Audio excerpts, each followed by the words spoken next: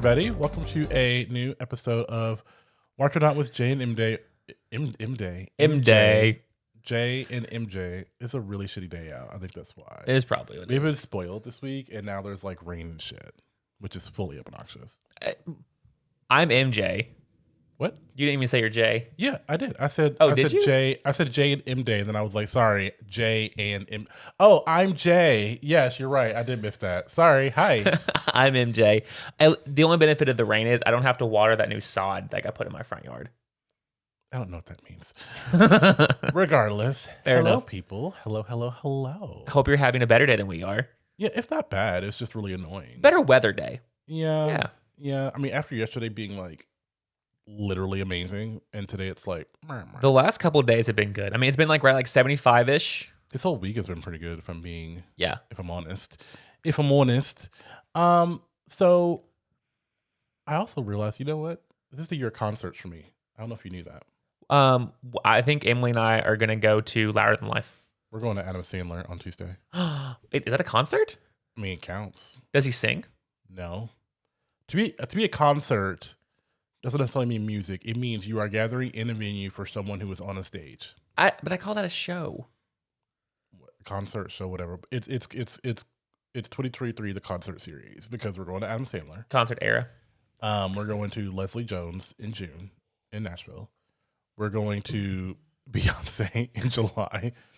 I saw this TikTok that was like you're going through your day and then you randomly realize you randomly remember you have Beyonce tickets because it's somebody doing it. They're like, oh, and then it goes, you Nick, and they go,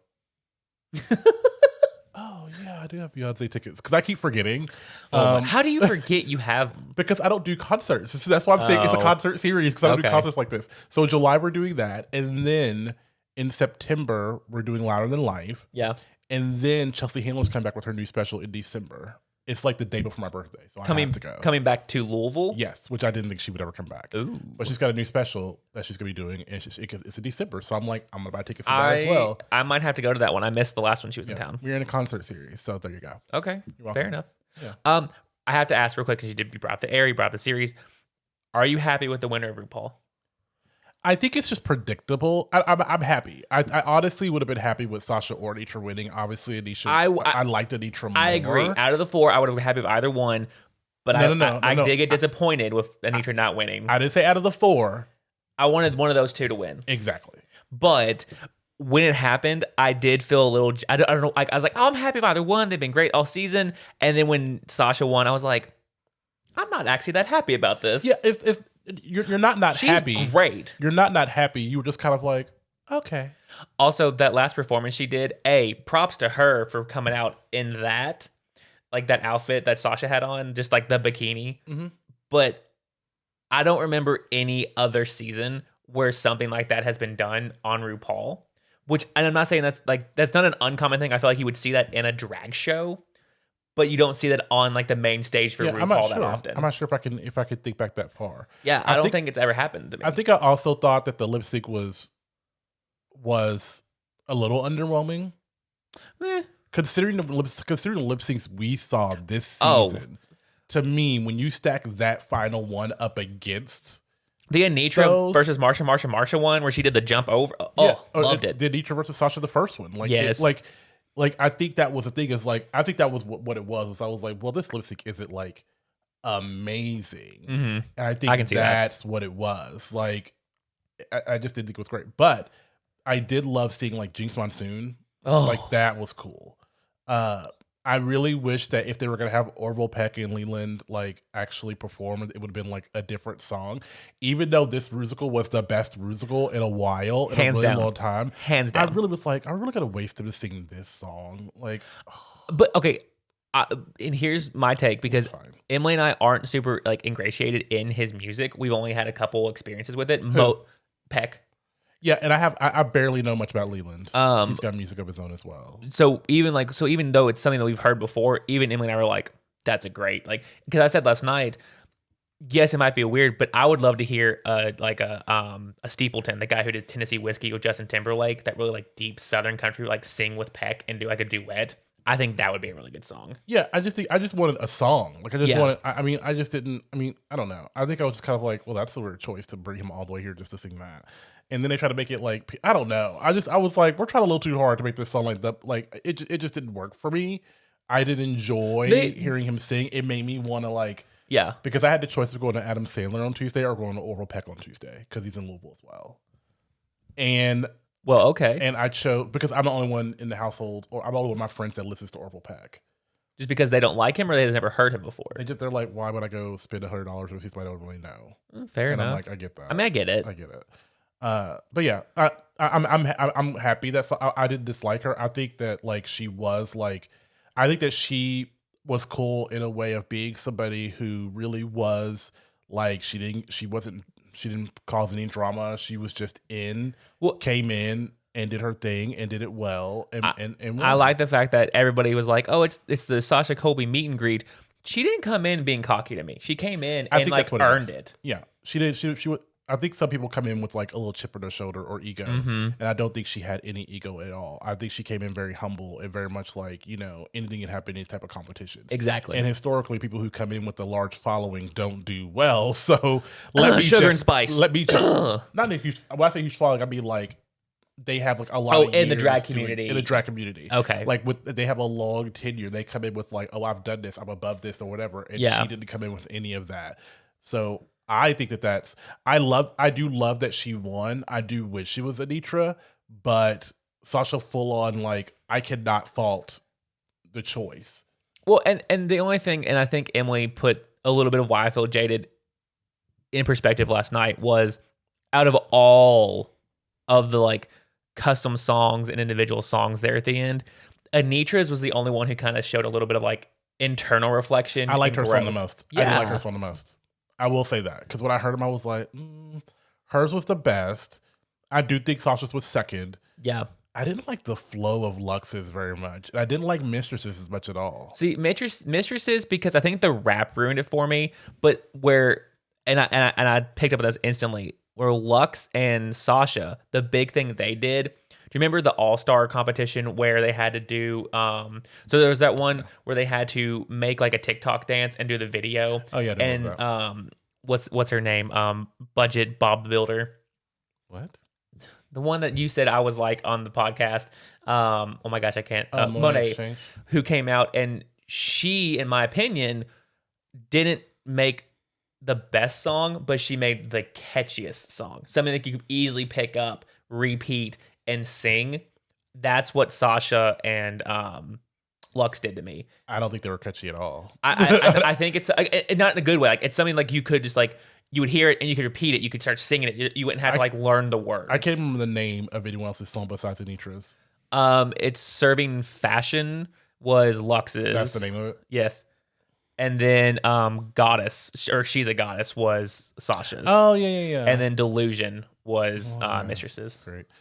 Whatever. Yeah, like I said, I feel like Anitra put more effort in a little bit. More like growth. Like she reflected. Well, none of them sang in that fucking song because it didn't sound like any of them. I agree. I was like, did they just write the lyrics and they're lip syncing it, or does somebody else sing this fucking bullshit? Because this doesn't even sound like everybody. This doesn't even sound like you all auto-tuned. No, so it sounded like a completely different bitch in the studio. But I don't care. Hey, if you could do it, make money, I would do it. Look, I get it. Most people see that show as a stepping stone of where they're going to go next. Well, since you derailed everything, I was going to tell a story about Courtney, but now sorry, no, go ahead. We can't. No, I don't want to talk about Courtney. We have a recast this to do. Who's Courtney?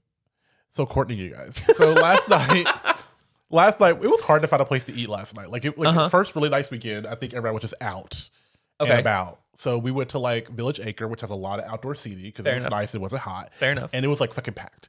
And there were people everywhere taking pictures. I'm like, is there like prom tonight? And I guess there was like a prom going on or something like that. I didn't realize it was that time of year. I saw this girl in this short blue sparkly dress and like the cluckiest of white heels. And I was like, so it's probably a formal, not prom. Then. And I was like, this bitch with this short ass skirt. I was like, well, girl, you don't play games because abortion ain't legal in Kentucky anymore. It still is. It still is.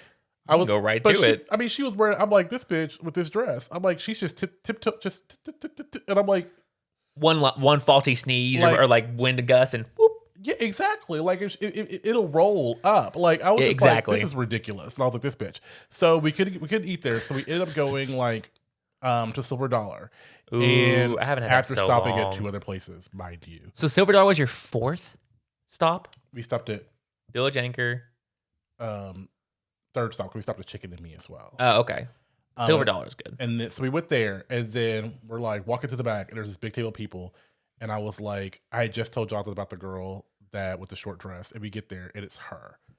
She's there with like her 15 or 16 other high school people, what have you. And I was like, oh my God, whatever, blah, blah, blah. Did you name her Courtney? Yes, I named her Courtney. So as we're sitting there, I was like, I was sitting there, and I was like, you know what? I'm going to give Courtney the benefit of the doubt. I think Courtney is just, because I'm looking at everybody else's dresses, and everybody else's dresses are very demure and very much like, Yeah. And I'm like, you know what? I think Courtney, I think she understands her body. Yeah. And she's like, you know what? I got this body. I want that short dress. I'm being confident in my shit. And I go, you know what? I don't think Courtney's going to have that problem tonight. With some guys, her day's going to be like, hey, so what we're doing? And she's going to be like, what do you mean, what are we doing? He's like, so what are we going to do? She's like, I don't know about you. I'm going home. Party's over. Have a great day. I'll see you on Monday. I love the journey. You start you body shamed this girl, and then you did. Then you 180, and you're like, what? I didn't body shame her. I like her confidence. Just like, you dress shamed her. I did dress shame her because I was thinking, if you're 17 and you're my daughter, I'm like, bitch, you better no. Your hands down at your sides. No, There's absolutely no way. Like, just to me as a parent, if I was a parent, I think I'd be like, no, bitch, you're not doing that. But then I was like, yeah. And then John was like, it's these choir words you're like, watch out for. I'm like, yeah. Which one of these girls has a dress down to her ankles? That's the one that's well, because it's the one who's the dress is down to her ankles, but it's off her shoulders. But what really solidified Courtney in her feminist era was the fact that all the girls around her, when they brought the food, it was like salad. Courtney had a pulled pork sandwich and a big side of mac and cheese. Get it, Courtney. Get it, Courtney. And I was like, Courtney ain't fucking tonight. Because if you make a move, she's like, no. I ate that pulled pork sandwich and all that mac and cheese. I'm not ready for that. Have a great day. You need to give me 24 hours. I woke up this morning wondering where Courtney was. So I hope she's okay. You just said Courtney made it back home last night. Courtney was like, no, Joel, no. I don't have the time for that. Joel is not a name for kids nowadays. Even if I hadn't eaten all that stuff, we wouldn't be doing that. You know, Courtney went to this dance with a Xander. I saw the guy next to her. He didn't have a jacket on. I don't know if he took it off. He didn't have a tie on either. You know, he's like a Xander or a Connor. He was giving me a cute fat guy from that 90s show. Actually. Oh. But not as cute. Oh, okay. Nowhere near as cute. So, you guys, hey, new segment. Whee! That was really gay. Sorry. Recast This. So, what we are doing is we are taking a show that is either off the air. We're taking a TV show, a TV series. Yes. And we're recasting. We're saying if we could recast this show today. Yes. Who we place in these roles. So, I'm like really excited about this. I'm happy about this, but I have to admit the fact of like what the first one we chose and the way we planned this, because we chose it based off how many characters. We're like, let's start small. Yeah.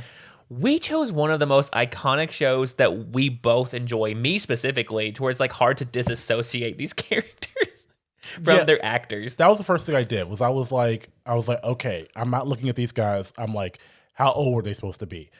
Like, I'm looking at season 1, how old were they supposed to be? What is the character supposed to do in this aspect? And I wanted to portray that. See, this my Sam and Dean. I'm pretty sure I didn't come anywhere close to what you did then. Here's what I'm thinking then. I think we should reveal Sam and Dean last.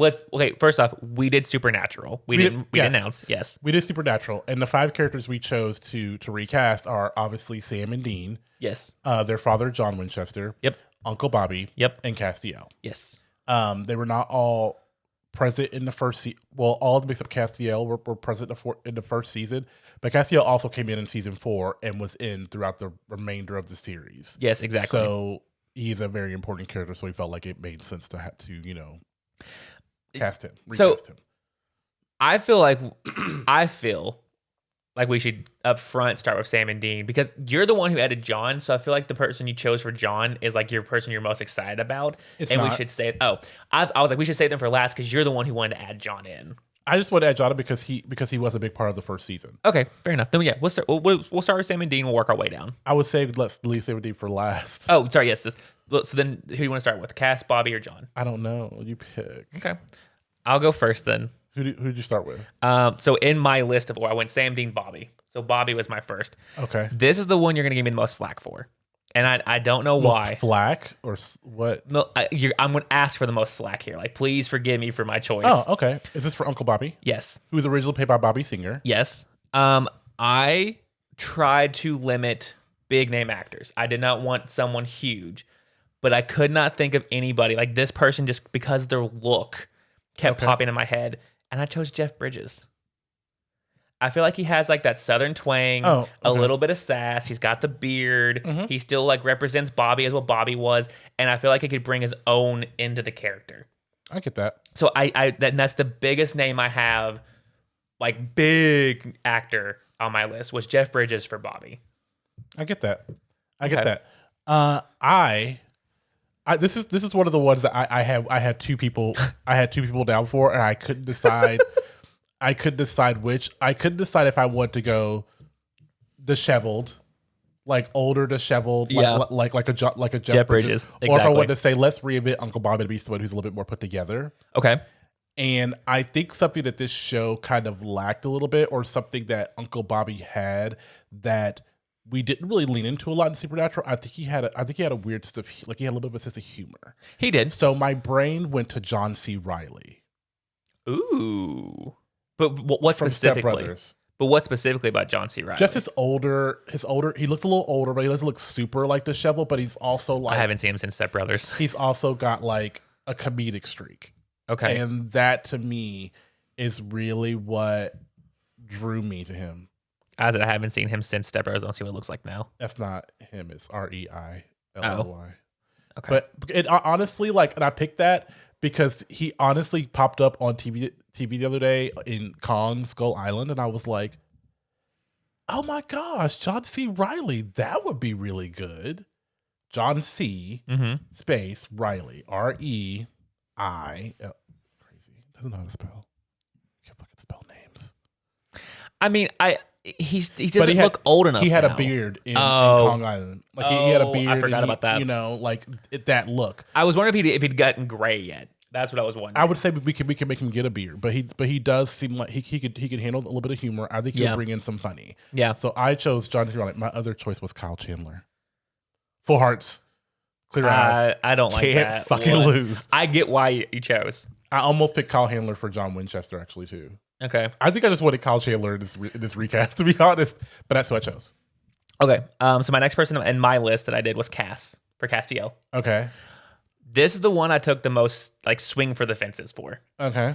I cast Castiel as Olivia Cook. Who?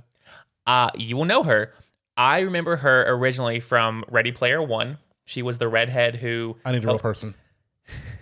She was queen in the new Game of Thrones, not the Targaryen, but the one who married her father, Hightower. Oh, okay. Yes, she can bring the serious. She can bring a little bit of comedy because she did bring comedy in Ready Player One. She can kind of do that. Like, I think she can play that very serious, strictly literal everything well, like what Cass did. I think you wanted a woman in there. I wanted something because again, and that's where with angels, because their vessels can be generational, they can be different family members. You see Castiel take over the daughter in one episode. It didn't have to be limited to a man. Yeah, I get that. So I went and swung. Okay. You know what? I want a woman in there. I'm gonna do because everybody else was white, and I stupidly recast everybody else as a white male. I wanted a woman or something different. I was cognitive of that, by the way. Yeah. My cast is Aldous Hodge. Don't know Aldous Hodge. Did you see Black Adam? Yes. Hawkman. Oh. And I was like, this is perfect because he already knows how to work some wings. Like, first of all, and then I remember Castiel being understatedly kind of gorgeous in a way. It kind of whatever. And Aldous Hodge is like that. And I was like, also, we're adding in some ethnicity here. I almost went because last week we talked about DB Woodside being in the Night Agent and how he was Amenadiel on Lucifer, so he was an angel. I almost went DB Woodside, and then I was looked like, at the Lucifer cast. I want to skew younger. Yeah, and I thought immediately Aldous Hodge. And Olivia Cook is literally I think she's like 27 in real life, so she's like that age. I didn't look at his age. The only ages I looked at were Sam and Dean. Yeah, I didn't start looking at age and doing more until I got to Cass and Bobby. Yeah, I didn't look at those ages. Okay. I didn't care at that point. But yeah, Aldous Hodge for me. Like, can you picture his face? Yeah, I can see exactly what you're talking about now. Yeah, and I was like, he's already done the Hawk shit. He's already got wings. I can get behind that. I like that. And I like the ethnicity of it. Like, I'm not saying that's a point you have to belittle, but like, right, but I like bringing that in. But when I was trying to think of just that, and I was just like, this is going to be a difficult one because I feel like it needs to be somebody who's slightly attractive, but who could be like, that to me could have been the hardest one because it really can be anybody. Like, exactly. There's no real specific things you have to really tack onto that character. Well, and that's where I went personality, and that's why I was like, I've seen this girl, Olivia Cook, do serious dramatic. I've seen her do literal. I've seen her do a little comic. I've seen her do everything that Cass needs to bring in. Mine is really based solely on his entire performance in Black Adam because he did angry. He did normal. I like he did a little bit of fun. Like he did all of that, and he was one of my favorite characters in Black Adam. Aside from, I liked everybody in Black Adam except for Black Adam. I didn't really hate The Rock. He was just, if I had to list every character out, he was probably the one that was on the bottom. Fair enough. No, he wasn't. That kid that couldn't act was on the bottom. And then his mom was probably under that, but we don't. That's neither here nor there. Okay. John Winchester. I figured this was going to be your John Winchester, but I went Carl Urban. Billy from The Boys, the Australian guy. Oh, okay. I mean, I get that. I get who was your Uncle Bobby again? Was Jeff Bridges. You have a theme. I could see Carl. He loves a rugged. You love a rugged man, don't you? I could see them being friends and buddy, but if MJ was ever going to sleep with a man, it's going to be a rugged ass dude. But here's the thing: rugged. I picked Carl first before Jeff Bridges. Like Carl was like the instant I saw John Winchester. I will admit he was my second choice. Was Carl Urban? They look similar. My first one was Oscar Isaac. I was trying to fit Oscar Isaac in there, but I didn't look at his age. I was like, he's like 60. Did he not play the young John Winchester in Supernatural? I don't know. I think he did for a couple episodes. I don't know. I'll double check. I was trying to get Oscar Isaac in here, though. I was trying. I thought for John, maybe, but then I was like, no. Carl Urban would do well. I chose Ryan Guzman. Ryan Guzman plays Eddie in 911 on Fox. Oh, yes. And he's like right at 40 years old, like a really, okay. He can go rugged, he could go whatever. I thought that can you picture his face? Yes, I see it now. When you give me the character, I went him because when I looked at the photos, I was like, he looks really young. Like he doesn't look old, and that's why I was like, I can't put Oscar Isaac in this because John Winchester season 1, when he first started, looked pretty young. He didn't look that much older than Sam. Well, he did, but he looked young. And I was like, so to me, John Winchester was probably 40 in that, and that's about how old like Ryan Guzman is. And I was like, he would be my John Winchester. I think just going a little like. You'll see where I'm going with the because I think he's also Hispanic. I don't know if he's Mexican. I'm not sure what his ethnicity is. But he has a little something. So you'll see where I'm going with this. You'll see. Okay, so here is where I know we're saving Sam and Dean. I'm gonna group Sam and Dean together. Yeah, you should. I had the darndest time because before I cast Olivia Cook as Cass, I did try to work a little ethnicity into Sam and Dean. Mm-hmm. It didn't work. I don't know. I couldn't find two people who because the person who I wanted for Dean, I couldn't find someone who was similar that would be a little ethnic or have a little color. Okay. So I went very white for both of these guys, which is stupid. But for Sam, I cast Scott Michael Foster. I don't know who that is. Played Cappy in Greek. He's like 45 years old. Okay, that's fine. But the mentality of it, like he's the intellectual but can play a little funny. He's not the super attractive one where Dean's the super attractive one. I took this as a casting agent. I was like, if we're trying to get 15 seasons out of this, I need somebody who can handle it. Yes, I went. So that's what I went. I was casting for the first 3 seasons, like 3 years. You casted him based on his haircut that he had. It looked like Sam. Is that who you casted as Sam? Yeah. Yeah, he had the same fucking haircut. Yeah, but I feel like he has that build. Like he could put some muscle on. He could be a tall. Okay. But then Dean, I cast as Ben Barnes. They're so old. Ben Barnes from Shadow and Bone? Yeah. And from Westworld? Yeah. I mean, he's gorgeous. But that's like that's the Dean is the gorgeous, like gets anything he wants because of his looks. I could see him being the Okay. dutiful son. Okay. But I also like pulled him up. He looks a lot like Dean Winchester currently. Like they're very similar. So I did not go swinging for the fences there. This really did inform, like the looks of these people really did inform your choices. Yes. I get that. I think you're gonna because I can't disassociate them. I think you're gonna be very shocked. With who I chose. But let me ask before you say yours. I feel happy about my Bobby, Cass, and John. I feel very like let down with my Sam and Dean. I think choices. those were good. I think Yeah. Jeff, I didn't even think Jeff Bridges. Like that's actually that to me is a really good choice. I think Jeff is not A-list enough, but still big. Yeah. So before I reveal my Sam and Dean, I need you to go on this journey with me. Let's do it. Okay. Talk me through it. So we know John Winchester, Ryan Guzman. Yes. Is, in ethnicity. I'm not sure exactly the ethnicity, but he's something. Mm-hmm. Which was kind of my way of trying to figure out a way to kind of give, a little bit of ethnicity, bring some of that in. I'm gonna laugh when he says white. Huh? He might be. What is he? Address. He was born in Texas. That doesn't say what he is, like what his parents are.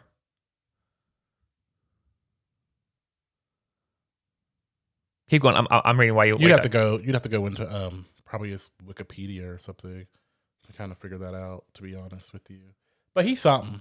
Yeah. I mean, he's got a little something. Yeah. Oh, family. Go find it out. Yeah. I don't know. Maybe you keep Googling. Who knows? Google. But you should just Google Ryan Guzman ethnicity. That's what you should. Just keep do your journey.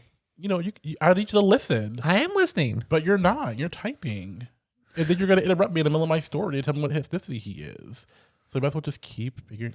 Hey guys, pink light. English, German, French, Dutch, and Swedish. So he's like full on white. Yeah. Well, he doesn't look it. Go on. Regardless, because he plays Hispanic in. Yeah. Well, the Guzman would throw me for a little bit. Yeah, he plays Hispanic in 911. His parents are Mexican, I think. Okay. Regardless, so I really did look at ages for this. I really wanted someone who was younger, because in season 1, Sam was supposed to be 21 or 22, and Dean was supposed to be about 25, 26. Yeah. So my Sam, I was gonna pick Tanner Buchanan, who was in Cobra Kai. Dude's son, Steve. That was his name. The white guy's son. Oh my God, Johnny. Yes, Johnny's son. He was almost it, but I went for story. So my pick, is Kit Connor from Heartbreakers or whatever the hell, Heartstopper. Okay, because we do know recently that he is built up. Yeah, and I was like, this could actually expand the world of Supernatural. Supernatural spent a lot of time in these small towns in America and stuff like that. And I know Kit Connor is British, and I would want him to keep his British accent or whatever accent he had, because I think that John Winchester got around. See, I was saying the same thing. I think that in my world, Sam and Dean are half brothers. Oh, you wrote a whole new story. Kit's mom is London, British, whatever, and he grew up with her. Okay. And so like John was on a hunt or something, maybe. And then Dean grew up with his dad because he looks more like his dad, and that's where the estrangement comes from. Is that dad's missing? Who cares? I don't know him like that. Okay. And then it can also you could go from, you don't have to tailor it to America. You could go in the England, where there's tons of fucking scary ass towns all over. I like it. So Dean, to me, I went Gavin Leatherwood from the Chilling Adventures of Sabrina, from season 1 of Sex Lives of College Girls. Oh, okay. Leatherwood. Oh, I got you. I see. Yep. I went that because he is gorgeous and he is hot and he's a little bit brown. I don't know what he's probably white too, but that's where I went. I'm trying to picture him next. He might be Hawaiian. I'm trying to picture him next to John, and like I could see it being father son. I could see that. Yeah. So that's who I was really excited about that. I was like, and they're both younger. They're both like in their like Kit Connor's only 19. I think Gavin Leatherwood was like 25, 26. And I thought they matched stature a little bit. He was born in 94. Yeah, so he's 20. He'd be like, he's like 29. Yeah. But he looks younger. See, because my Sam and Dean were born like they're about my age, so they're like 33, 34. They look older. Well, okay, I think Dean was actually like 37, and then the Sam I picked was like 36, 35. I think you were casting for season 15, and I was casting for season 1. True, but that's where like I appreciate the story and like what you built there. That's a whole new world. Yeah, exactly. I'm like, you have to add like if it could just be the same show, like we have got to expand it somehow, and expanding it to like overseas. How fucking cool would that be? You're gonna make me work real hard on this next one we do. Yeah, that'll be a couple weeks, guys, because this was a mental jump rope. When I say it took all day, I sat and talked through this with my wife. Like I would go through and have like 3 or 4 picks. Like, what do you think about this one? Here's why I pick, for hours, at least 4 to 5 hours. Oh, I just let it come naturally. I was just kind of like, and then I was like, see, but and here's the thing, and this is where I'm a little lacking. All the shows that we've been watching and all the things that I've watched historically don't have a younger cast. So I am not familiar with some of the newer, younger actors out there.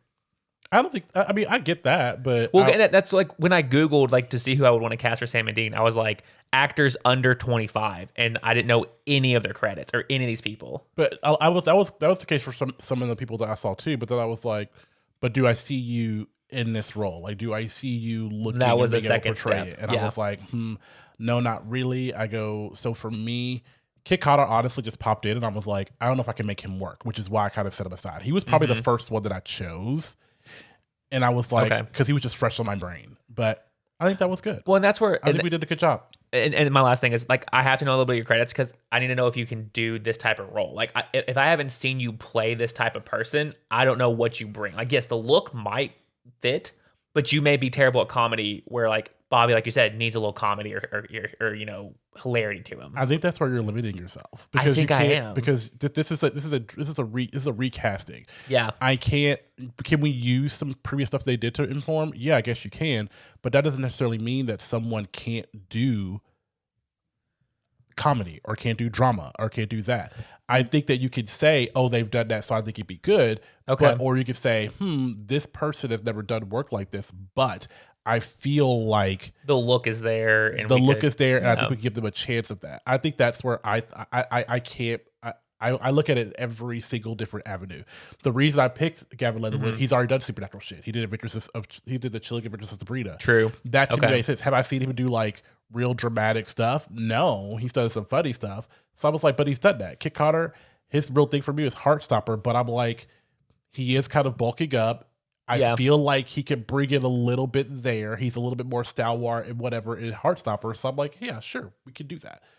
So next time, I'll be more open. But this one was just really hard for me because this is my show.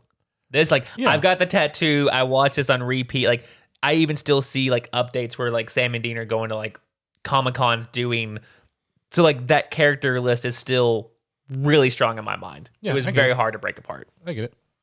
All right. Well, we're gonna post this later this week, so you guys can tell us like what you thought. Yeah. Because I want to know. I want thoughts on this. So, but otherwise, stay tuned for this week's review. Woo!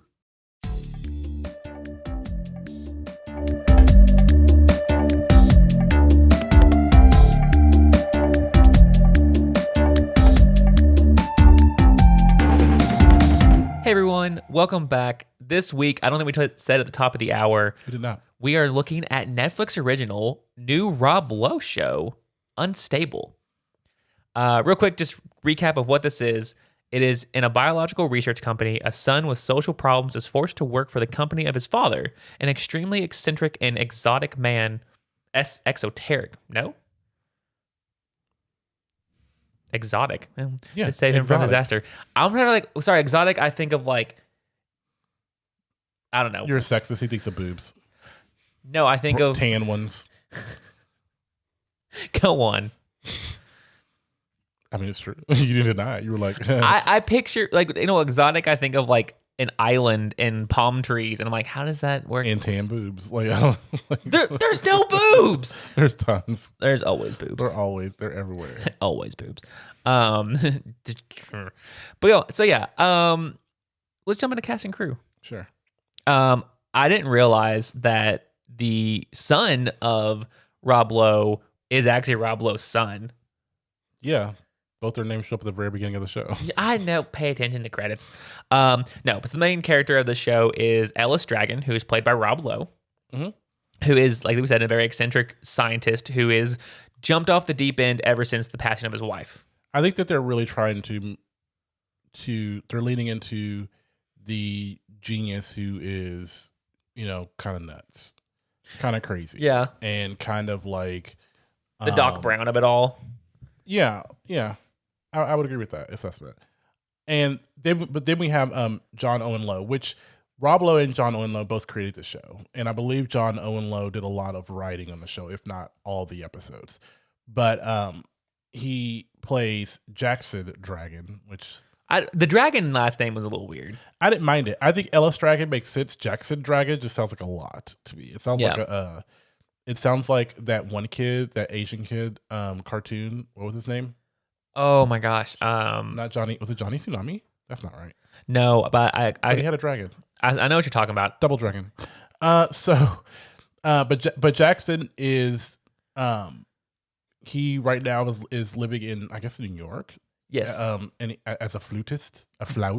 Yes. And he basically, I don't want to say he has a strange relationship with his dad, but you could definitely tell that it's strained, not estranged, strained, just because of the fact that his dad is, really believes that he is, God's gift. And yes, he is very controlling. And just because he's so right about everything, that he kind of lives in his father's shadow in that way and doesn't want to be in that shadow. And they mentioned that, his son comes home on the holidays, so he still sees his dad. So it's not like you said he never sees him. Yeah, and just said he's not estranged. But his mom was really the intermediary. The mom was the one who helped them really communicate and, connect in some way. And now that she's gone, they're struggling. Yeah. How many? I don't know how many of these you want to go, because there's actually a decent cast size here. We have Anna, who is basically, I don't think that what's her name? Cian Clifford. Clifford. She's the CFO of the company. Yeah, and I remember her from Fleabag. She played Fleabag's sister way back in the day on Prime Video. But Anna is really the one who's trying to keep everything on track. She's very serious. Mm-hmm. She's very dry. She's very much like has a very dark sense of humor. Yeah, pretty dark.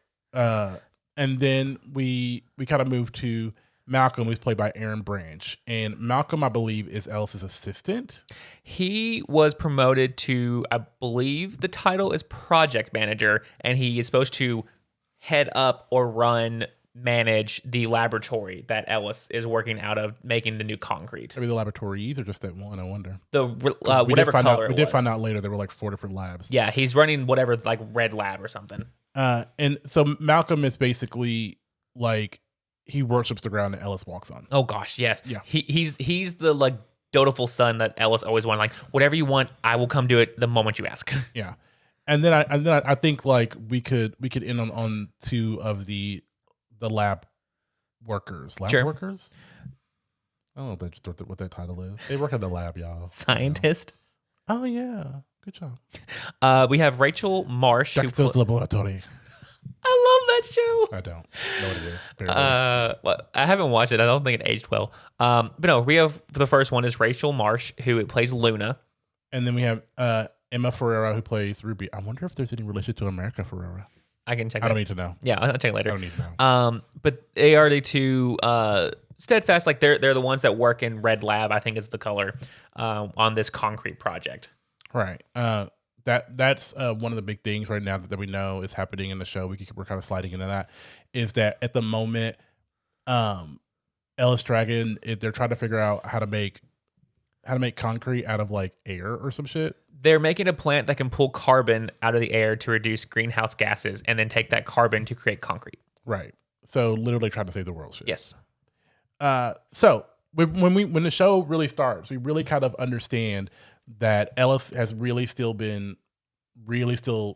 reeling from the death of his wife, and the big conflict is really that the board is thinking about replacing him. And I mean, dutifully so. Like, he hasn't made any advancement. He hasn't really been in the lab. He's been slacking in all of his responsibilities, but he's taking the time he needs. But I think it's going on like a year. I think it's been a year. Yeah.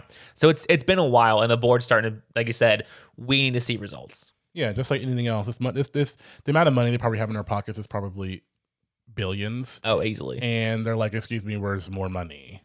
Well, and this is where the reason that Ellis is CEO, I don't remember he did something with rubber that was super inventive, that made him his Condoms. Name. Maybe. But that made a name for himself and got him his first investments and made his millions or possibly billions. And that's how he became this company's CEO. Yeah. So that's part of the biggest thing. And so in order to, try and help him, some of the board members set him up with a therapist, and they want this therapist to report on, basically report to him and say, hey, are you seeing, any kind of advancements in his demeanor and stuff like that. So that's the real big impetus there. And that's kind of the reason why Jackson, comes. I feel like Anna reaches out to him, if I'm correct. She sends Malcolm. Because Malcolm and Jackson know each other. I don't know if they're like friends from college or from just like acquaintances, maybe. Yeah, but like Malcolm comes and like Jackson, like, oh, Malcolm, how's it been? Like, they know each other. Yeah. So I think Anna's thought is like, if Ellis's wife isn't here, the only person we think could go around him would be his own son. Yes. And we find out that Jackson, once you talk to him, isn't just a flautist. He actually does have signs. Oh yeah, as his background. He's like a genius. Yeah. And I think. I don't know if it's actually explicitly said in the show, but I think the reason he didn't want to go into science is because it was always going to be in the shadow of his father. Yep. Or he wasn't going to be able to do it his way because his father is very much like, hey, I know you're doing it that way, but do it my way because it's better. Well, and as we talked before, he lives in his shadow. Like, and we see that everybody uses Jackson throughout his whole life to get to his dad. So we don't even know who to trust, which is why he kind of like. I don't know if it's everybody in his life. It was just that one professor that one time. Well, and later on, you have Gene, and then he's talked about there's like he never knew who to trust that was his friend, which is why I think he stepped away and became a musician to be in a totally different world away from his father. I just think they didn't like each other.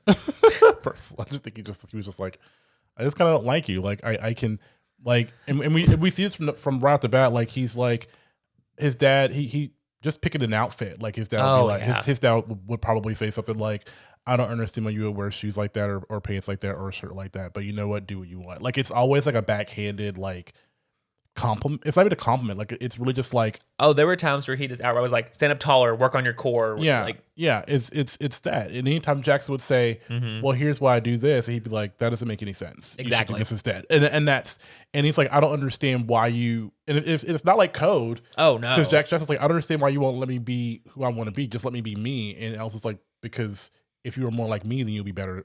You'll be a better version of you. So if you just be like me, then you'll be better. So just listen. And like, it's not even veiled. It's like, no, I want you to be exactly like me. Well, and that's where Anna, I think, points out, and the lawn care person who is the philosophy major as well, points out that we can't make our kids ourselves, but as parents, we don't want to let them waste their potential. Right. So the show it spends a lot of time like we kind of know, we know Jackson's a little. I want to say, I don't want to say he's socially awkward, but I guess he is a little bit socially awkward. And a little. They really are kind of separate because Alice is really, like we said, eccentric. He's out there. He'll talk to anybody. He'll do anything. And Jackson, I think, for me, if I'm going to psychoanalyze, I think a product of his father being his father is really more, inside himself, very more socially awkward or less loud, very much of a shrunken version. And he can't really, I think he's self-conscious. Very self-conscious, actually. And there's points where he kind of contradicts that for me a little bit, like where he doesn't know how to interact and he's very like self-conscious on his dad. But when you see him interact with Luna and Ruby, he definitely has his own flow and he has confidence and he talks to them no problem. I agree halfway. Continue your thing. So like out at the bar, like that episode where they're out of the bar having drinks, And obviously, yes, he's trying to impress Ruby, who he's on the date with. But he quickly, like, once he realizes Ruby's going with this other guy, he goes and starts talking to Luna, and the conversations they have, again, Luna's socially awkward, so maybe they connect. That's my point. Because Luna is the same. Luna and Jackson are the same in that respect. They're both socially awkward. They both don't really know how to speak to people. They both aren't like the loud one. So when two people like that who really understand that aspect get together, they're going to have, because their conversations were still a little awkward and still a little stupid, but their conversations made sense and they flowed because they're the same kind of socially awkward person. Every conversation that Jackson had with Ruby was honestly like verbal gymnastics. Like he didn't know what to say. He wasn't sure how to react because Ruby is a strong personality who is just like his dad. Not like eccentric, but she's like, boom, boom, boom. I want this. I want this. I want she this. is I want blunt. this. She's right to the point. So extremely honest. I don't think it was contradictory that with Luna, who is more like him, they had better conversation than he had with Ruby, who was nothing like him. But then I go to the episode where he and Ruby end up in the freezer because she thinks like, oh, he wants a relationship, and he even comes in and outright goes, I don't want a relationship right now, and like stops it. And she goes, wait, you're the one stopping this? And I think, but you gotta think that's later. That's like episode 7 or 8 after he's kind of finally figured out, okay, this is how I have to be with her. I have to be direct. I have to be open. But that's where he figures it out. Learning, but he figures it out and then adapts to it, and he doesn't shy away from saying those things. Right. So I don't find it to be contradictory. I just think that he's learning. Well, but he's a scientist, and maybe he did in the background. But like we saw Ruby, who was like, "Well, I'm just gonna try to be nice," and she like had that little like back and forth with Anna or not Anna, but with Luna, trying to figure out like how to date a nice guy. Where Jackson just outright was like, you know what, no big deal. We're just gonna move on. We tried it. It didn't work. I think what we're learning I think what we're learning, the big thing of this show is it's really all about self-reflection and it's all about like figuring out where your weaknesses are and then try to figure out a way out of those. Like Jackson knows his weakness really is trying to get out of Ellis's shadow. Ellis knows that his weakness, or is trying to figure out that his weakness is, being an overbearing know-it-all who is trying to mold somebody into his own stuff. Anna is way too closed off. Malcolm is way too timid. Luna is socially awkward and just lets people walk all over her. And Ruby won't let anybody in. So they're all in this show, out of these 8 episodes, are really kind of slowly we're kind of getting led into little other pieces of the relationship, or a little bit of other mind, where I like that. Ruby is now scared because she likes Jackson and she doesn't want to like anybody because she's never been that. And then Luna is like finally kind of starting to stand up for herself. Malcolm is kind of doing the same thing. Anna's being a little more open because of her fan fiction. That's weird. It was the most random plot point of the whole show. So it is. It's really them self-evaluating and trying to like figure out ways to grow. All of them in some way or another. And then the two people who don't grow the entire time, the twins. Yeah, we have these 2 twins that are on the board. And fraternal twins, because they look nothing alike, which I think is supposed to be funny. TJ and Chaz. And all they do is like talk after each other, repeat after each other. And Chaz makes a comment, and TJ's like, "Yeah, totally, man." Yeah. So there are definitely like some comic relief areas. Like we said, we have the twins, TJ and Chaz. We have we have Fred Armisen, who plays Leslie, who is Dragon's therapist, who will not leave the house. We have because they're family. We have, is it Juan or is it Jorge? Which one? This one? We have Juan, who's played by Frank Gallegos, who is the lawn care guy. Right. So what Ellis has been doing landscaping with like a landscaping company like once a week to get out of the lab. Yeah, to get out of the lab and just do his own thing. And as you said earlier, Juan is like, he's just speaking in philosophy riddles. Well, when you talk to him, he's like, "Yeah, I was a philosophy major, but then I came to America and I decided to be a lawn care." And like, did you see landscaper? Did you see the name of his landscape company? I don't think I did. It panned across the truck twice in the whole show. I think that at least that I caught, and it was Juan in a million. Oh, that's cute. I laughed. It was funny. Yeah. So I mean, there's all these people are positioned to really kind of teach Ellis about. So I don't think it's on purpose. Or maybe it's supposed to be, maybe it's accidental in a way, but all these people that he's around are all teaching him something about himself. So that's where he learns a little bit from Juan in a couple of episodes. You know, Yeah. like he learns a little bit. I don't know what he's learned from Leslie, but he does learn a little bit from him at the beginning. You know, this is the kind of person I am and I should need to be. So, but the other part is that they really are trying to make it funny. So I think that is where this show like gets a little bumpy. Well, for me, you personally, I think you put it pretty much on the nose that like this is Rob Lowe playing Chris Traeger. Yeah, he's like an amped up Chris Traeger from Parks and Rec. Yeah, which is that's always going to work for Rob Lowe because Mm-hmm. it works to a certain degree, and I think some of the comedic timing isn't, and I hate to say this because I do like his character, and I like him.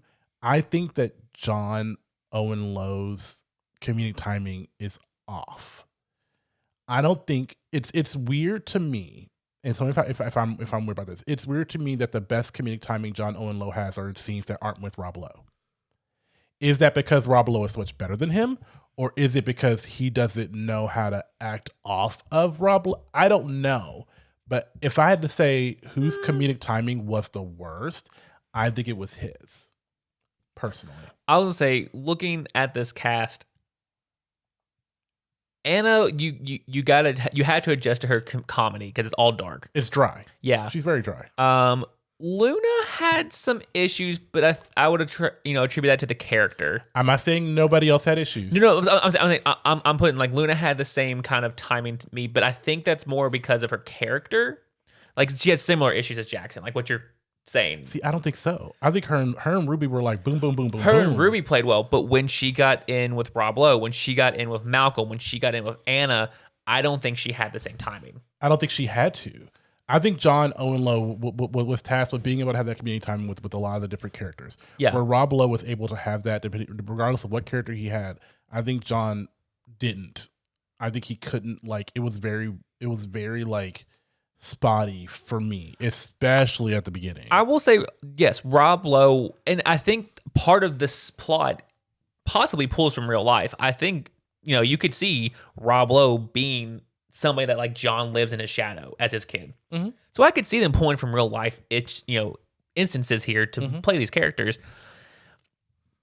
But I didn't see it as bad as you did. I yes, the timing was not great. I do think he grew throughout the series, and you have to kind of start building up to be able to do a scene with Rob Lowe because Rob Lowe is this like shining star when he's on screen. But I'm not saying he's horrible. I'm saying it wasn't as good as other people. In my opinion. Yeah, I don't think he was the. I don't know if he was the worst. I don't think he was the best. I don't think he was the best. I will agree. He was not the best. If I had to stack these people here, I think he'd be on the bottom. But I don't think it would be like. I don't think he'd be like way on the. I think he would just be on the bottom of the list. That doesn't mean he's bad. I just think he'd be on the bottom of my list. I do think out of the ones we've gone through, I do think there is someone who to me I was overjoyed to see every single time they came on the screen, and their comedic timing was good. The way they interacted with every single person, every person they touched. I think this person was just on it. Was it Leslie? Huh? Was it Leslie? No. Who? To me, Aaron Branch as Malcolm. Oh yeah. It was just every scene he was in. I could not like with the whole thing with the HR guy. Like I just couldn't get enough. To me, well, if we're having Bailey conversations, I'm sliding in. Oh, I think Aaron Branch was like the one constant, very great comedic person. You beat me to it. Out of everybody, you 100%. I'm just gonna go ahead and hit it. You beat me to it. Do we agree on that? Yeah. Did you not love him? Was he not like the best? Like he was I like the little lost puppy at the bar one again, where like Rob Lowe walks in and he's like, Malcolm over here, and he's like stopping himself from like just running instantly, and the HR guy's like, you can go. He goes, oh thank God for realizing what I am, and like runs over real quick. Like it was just funny. He's good. He was Malcolm's, and I think he got a little bit of an edge because he is one of the. Well, I don't think so, because everybody kind of touches everybody in different scenes. Dirty. But every scene that Malcolm was in, I feel like he was like, I don't have a lot of lines. I've got to make this work while I'm here. The scenes between him and Anna, like at the end when they're writing the speech for Ellis. Yeah. And he's just like, I don't like that. Are you saying you don't like that? No. And like he kept like backing off and like saying what he wanted to say. And comedic Yeah, gold. he's good. Great. He's really good. Awesome. I've seen him in other stuff. I just don't remember what it was. But I fully agree. Aaron Branch killed it. Yes. In this particular show. But we've had a lot of conversations about this, so we have to have some kind of opinion on whether this 8-episode, 25-minute series is actually worth your time or not. And I really don't know. Because I love Rob Lowe. Yeah. And we got that nice butt shot at the beginning, which was it's been a while, Rob Lowe. It's been a while. Okay. Don't act like you didn't remember that. I don't remember the last time he had a butt shot. Probably that sex tape. Google it, people. This is pre-social media. I'm talking late 80s, early 90s. The sex tape. It's probably out there somewhere. Good to know. But I don't know if he saw anything that. It was like grainy. Yes, VHS. Like it's probably on beta. Who knows? Regardless. Back to your discussion. Rob Lowe. I mean, I think I'm trying to separate because I want to like this because I really like Rob Lowe a lot, and I think I liked it more as it went on. But I don't know. Do you have a thought? Let me think. So here, my take on this, and I'm I'm close to the same camp you are, but I'm leaning towards a not watch. Okay, why? There was really no conflict. Yes, there was growth, but like all the like tension of, oh, we're gonna kick you out, blah blah blah. I never felt worried that he was gonna come up with the way to make the concrete, or like at the very end when he's in that last board meeting and it's just like, no, we did it, and then everybody like stands and cheers like, oh, which the whole boardroom's not going to stand and cheer for you. Like it was all forced conflict to me. It never really seemed real. So it was just comedy with implied conflict. It just felt forced. Okay. So yes, it's funny. I like the actors. I watched it in 1.5 speed, and it took me 10 minutes to watch each episode. So I literally watched it in 2. So you could watch it all in 2 hours, literally. I don't think watch time is it should factor in. It shouldn't, but I'm gonna say it's not worth your time. Yes, it was a good show because of the comedy, but it was predictable. It was like forced. I don't know. I'm not gonna rewatch it. I'm not gonna recommend it. I'll say it's got its points, and it's high points, it's got its low points. Okay, so you're saying no. Yeah, I'm saying no. I think that for me, there is, again, as I said, I think I really want to like this because I really do enjoy Rob Lowe. And I think that Rob Lowe is at his best when he has the time to be comedic and kind of funny. Yes. Where I do think that this Ellis Dragon character fits him to a T. Yes. I think I would agree, not for the same reasons that you put in there, because I lean more toward, we all know I lean more toward the fantastical. I can suspend. Thank you. I can suspend belief a little more than you can. I think that is a true statement. Mm-hmm. So to me, a board like cheering, I think it's probably supposed to be funny. But to your point, if it wasn't funny, then that points to the fact that this isn't funny. So exactly. So I'm not feeling it that way. I'm not saying that's unpredictable. I'm just saying, well, it's supposed to be funny. Yeah. And if it wasn't, then that's a problem. So I think that you really, I agree. You could probably go without watching this at the moment. I don't think that it's. I'm intrigued to see if they mesh well more, if there is a season 2. They left open for season 2. Yeah. Well, I mean, they would. But we all know it's Netflix. So and then could be canceled as we speak right now. But yeah, I'd say I'm not as excited about this show as I was about, like, let's say, The Night Agent. God, that show's so good. Yeah. I've been liking the dramas more recently. There's I think this is your spy shows. I haven't watched Bodyguard yet. From like years ago with Richard Madden. The one that's on Netflix, the TV show? With Richard Madden? I think so. Rob Stark? God, you're a piece of shit. Watch that show. You said I fucking watch Poltergeist. You've never seen Poltergeist. Why am I friends with this person?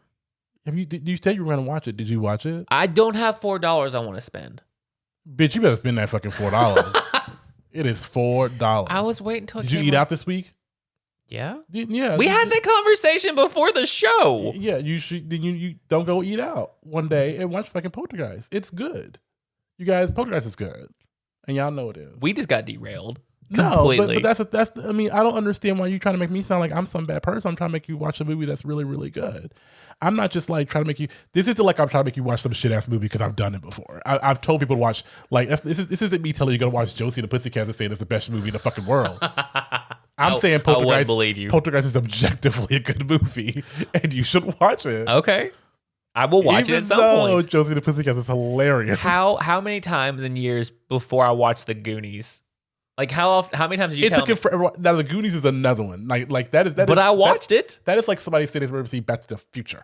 The Goonies is the fucking Goonies. And I don't care how old you are. It took you too long. But it's done. Too long. I also watched, what was it? Call Me by Your Name. Per your recommendation. Did you actually watch it? I did with Emily. Took him years. I still haven't watched all of Brokeback He's still never watched Brokeback Mountain. I've watched parts of it. Have you seen The Bodyguard? I will flip this fucking table. The Bodyguard with Samuel L. Jackson. Y'all, I'm about to take these earrings out of my ear. The Bodyguard. There was only one. The Bodyguard. The Bodyguard. Oh no! Wait, are you kidding me? I've not seen that. You've told me it's none one's on the list. So you've never seen this one? Mm-mm. Okay, I'm not gonna be angry about it. I'm gonna say this needs to be seen before Poltergeist. Honestly. Okay. Like Whitney Houston, fucking Kevin Costner. Yeah, I like the cast. This movie, MJ. I'm trying not to read the plot. MJ, I need you to look at me right now. Like this is one that will end our friendship. Like, oh my god! Like Poltergeist is great. It's great, but The Bodyguard. Yeah. Okay. It's. I'll look up and see. And if it's not available. one of those fake gay great movies. Like that's what I was saying. Like it's not like this is great and it's a gay person. They tell you it is, and it's the biggest edition you've ever watched. Okay. The Bodyguard is objectively a really good movie. Okay. It's so good. On the list. I'll put it at the top of the list. If any of you haven't seen The Bodyguard, get on it. So we went from get on it. Don't watch the show. Here's to watch 15 to watch movies. The Bodyguard. Watch the Poltergeist, the first one. I'm not talking about the two. Do you just like movies with "the" in the title? I think it's just called Poltergeist. Look it up. I think it's just called Poltergeist. It is just called Poltergeist. Yeah, it is. It's just Poltergeist. Yeah. So The Bodyguard, Poltergeist. Okay. Are two late 80s, early 90s movies that if you haven't seen, you should watch. And The Goonies. If you haven't, but I have. In this order: Goonies number 1, The Bodyguard number 2. Okay. Poltergeist is 3rd. Okay. You're welcome. Done. On the list. Well, we'll talk to you all next week. All right. Bye.